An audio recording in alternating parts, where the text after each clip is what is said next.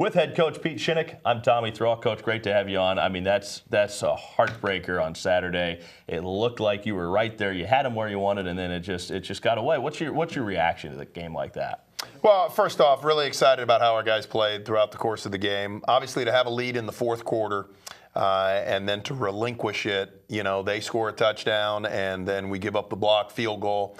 Just tough set of circumstances. Really liked how our guys played. Really liked, everything about the last drive except for the last play. Felt like our guys fought, the entire 60 minutes. We told them it was going to be a 60-minute football game. We told them we needed their focus. We needed their energy. The things that, we asked of them, they gave us. We just, had some unfortunate plays there that turned the tide for us. I know you don't want to look at the what-ifs because it's the worst thing in the world. But is it difficult to look at that game and know, all right, this is a top 25 team, number 20 in the nation, could be a top 10 team.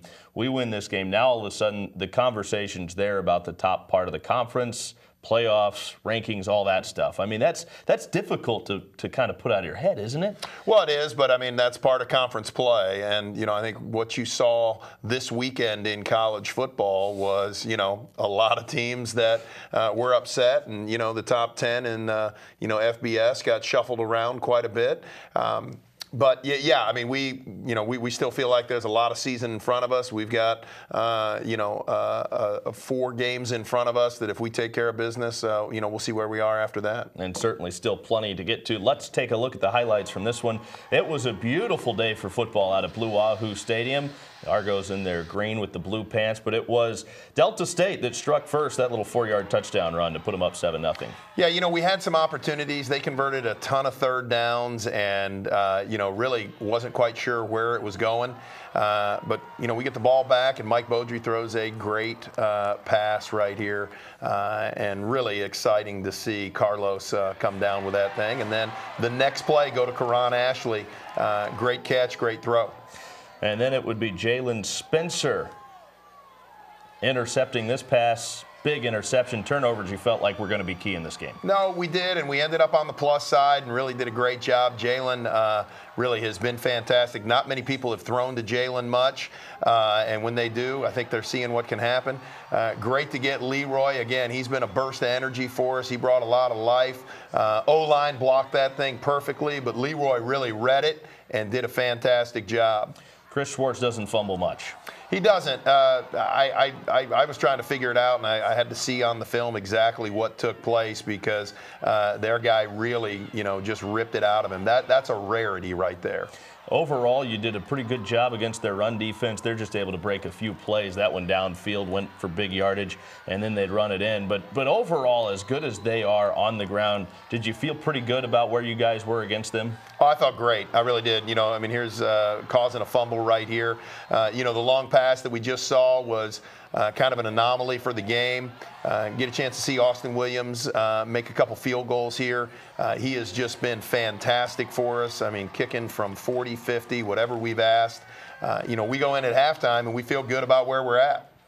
And then second half, Caleb Robinson really came alive in the third quarter.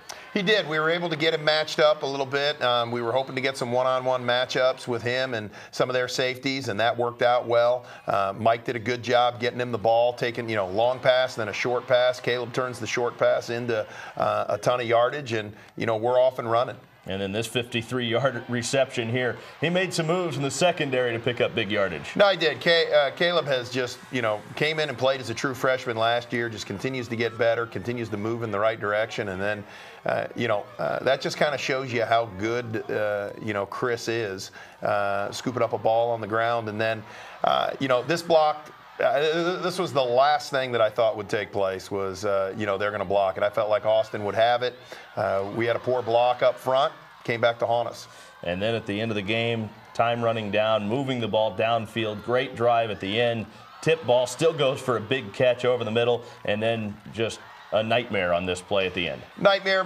Mike wasn't ready, and really, I think he tried to do a little too much. I mean, he should have just, fallen on the ball there, and that's a learning lesson for him as he goes through, and grows and experiences different things. Still would have had 10 seconds, opportunity to maybe get a first down. We would have had to use a timeout, so it would have been a little dicey, but it would have been better than not having the ball at all. And there was a design to that play. I mean, they had a guy jump. You're trying to catch him off sides there, right? Yeah, and what happened is, Devin Gibson was just a little slow with that reaction time. Their guy was offsides for a moment, but the way the rule reads is if you don't snap it while he's in the neutral zone, then he's free to do that. A lot of good things from this game. The defense played very well against one of the best offenses in the league. And on top of that, you threw the ball really well. That's something you talked about earlier before we started taping. West Alabama had difficulty doing that. You guys threw well downfield. There were some drop balls that proved to be costly in this game, though. There were, and there's areas that we got to improve. I mean, I think both, Mike and the receivers, sit here today and go, wow, we left a lot on the field.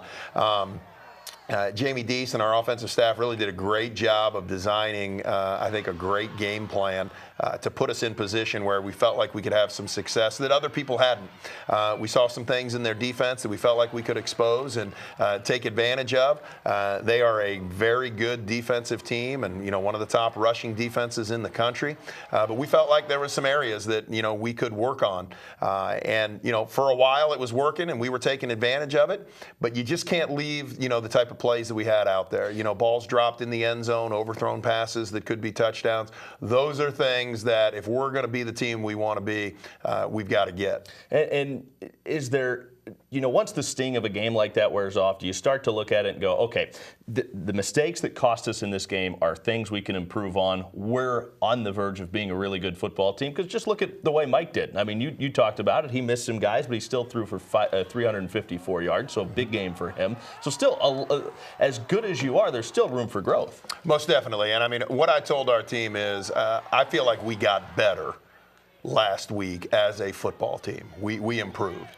I felt like, I told them at Mississippi College, we won, but I don't know that we got, we made as much improvement as we made at Delta State. And so, we've got a lot to improve upon, but I like how hungry this team is right now and the desire that they've put forth so far this week to go out and get better.